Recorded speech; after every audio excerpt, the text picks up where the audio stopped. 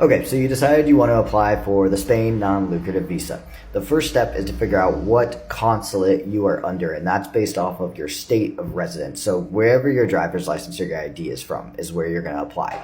And different consulates cover different states. So for example, I applied in DC because I was a resident of North Carolina. They also cover Virginia. Obviously, if you live in DC, and I think Maryland as well is under there, but each state has, or group of states has its own consulate. So you want to find that.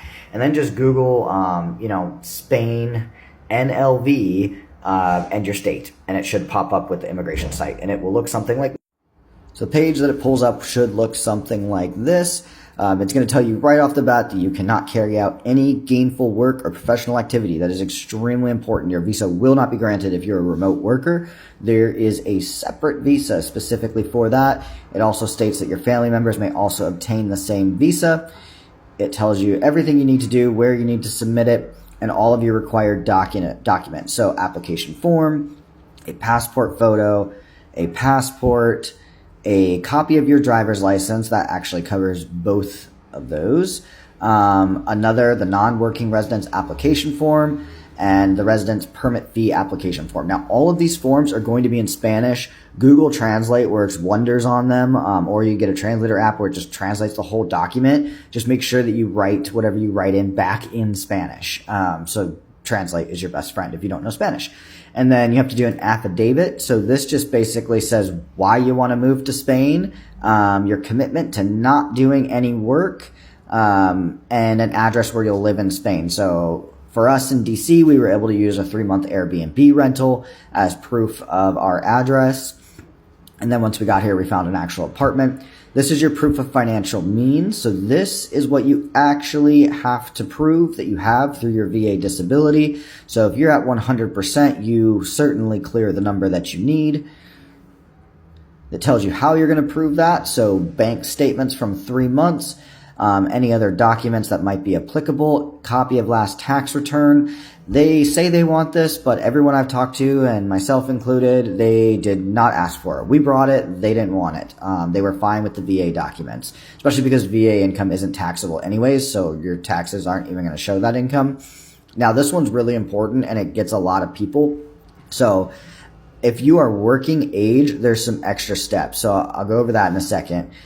Proof of accommodation, that's the Airbnb, as I said, must be 3 months. And then the health insurance. So if you want health insurance, well, you have to have health insurance, private health insurance. There's a lot of companies and brokers that will offer visa-specific health insurance.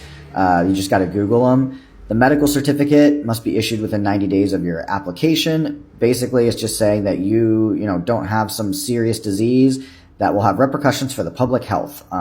That's probably not applicable to really much of anyone.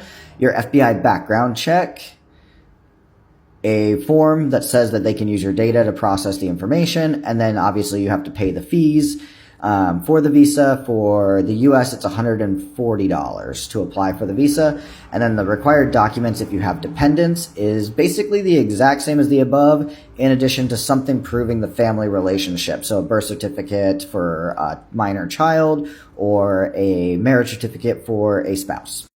Now, for those of you who are receiving VA disability who are not retirement age, they're going to want some extra paperwork. And that consists of either, if you're currently working, you have to type up a resignation letter and sign it saying, I resign this date. It's a resignation letter that you're turning into your employer. Then you also have to provide an accepted resignation letter from the company that you work for. It can just be from your supervisor. I typed up both for mine and handed them and was like, here they are. Like, this is my resignation letter. Can you sign this letter, supervisor? This is the date I will be resigning. It was effective the day before I put as my entry date on the application for my visa. You just have to stop work before your entry date on the visa application. Now, if you're retirement age, this doesn't apply because you're already retired, so it's not a big deal.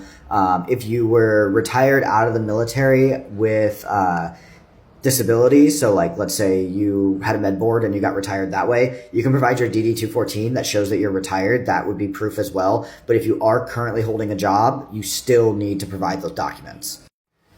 The big thing with any document that is government issued is that it has to be apostilled and translated. So if it is a birth certificate or a marriage certificate, it's going to go to your state for a state level apostle, and your FBI background check is going to go to the Department of State. So like the actual federal level apostle.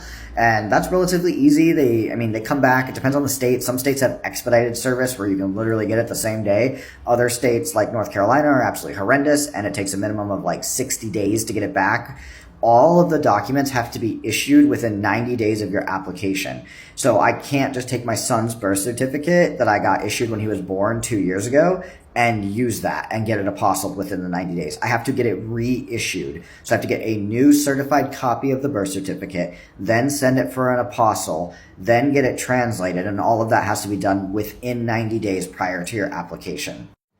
Now, for the majority of states, this isn't an issue because the majority of states process stuff at a normal time frame. It's just unfortunate that I lived in a state and my son is born in a state and I was married in a state and I can't change any of those things that are just horrific when it comes to documents. Most people don't have issues like I had. I had to order it 3 times because I kept missing the application date because they took so long to process the stuff. That was the hardest part of the entire application. Now, once you get your documents apostilled, then you have to get them translated. And that has to be done by a sworn translator. So there's translators on Spain's list, and the website tells you, here's my list kind of thing. You have to use one of those translators. We use Southeast Spanish and absolutely love them. We had a great service. They've translated all of our documents. They will translate our renewal documents. It's just a great company. They get stuff done quickly, and it's affordable. So once you gather all of your documents and you're ready to submit, you schedule an appointment on BLS. That's the website. They basically outsource their applications. The consulates themselves don't accept the applications anymore. It's like a third party that does it on behalf of Spain. So you make an appointment on there. Those can be tricky to get depending on where you're at in the States. But you just have to keep trying. You have to get an appointment. Once you get an appointment, you attend your appointment. It's an interview, and I'll make another video on the interview because it's pretty hilarious actually how stupid simple it is. So in all, just applying is really just gathering documents. That's all it is. Getting documents reissued. If you have dependents, if you're solo, this application is so easy. If you are just a single person on VA disability, the only thing you have to get apostilled and translated is your FBI background check, which is stupid easy. Like, that's not difficult. You just go get your fingerprints done at a post office, you get it back, you send it off to the Secretary of State or Department of State, and then you get it back. That's it. Like, it's very, very easy. It only gets more complicated when you have to provide more documents like birth certificates and marriage certificates. But as a single person, this application is insanely easy for you.